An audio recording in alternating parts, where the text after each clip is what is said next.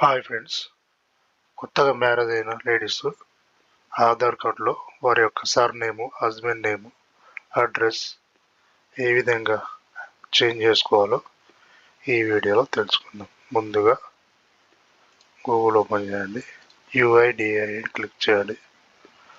Interface ఈ విధంగా వస్తుంది. ఇక్కడ ఇంగ్లీష్ సెలెక్ట్ చేసుకోండి. ఇక్కడ అప్డేట్ ఆధార్ ఉందిగా, క్లిక్ చేయండి.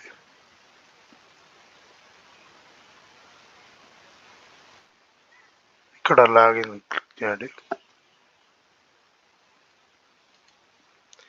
ఎవరైతే చేంజ్ చేసుకోవాలో వారి యొక్క ఆధార్ నెంబర్తో లాగిన్ కాండి.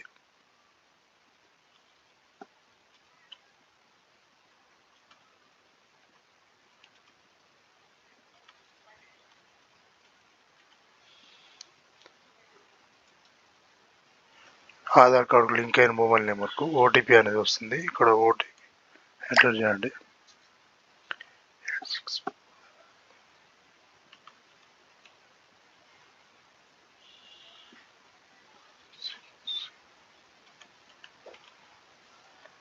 లాగిన్ క్లిక్ చేయండి. ఇక్కడ ఆధార్ అప్డేట్ ఉంది కదా,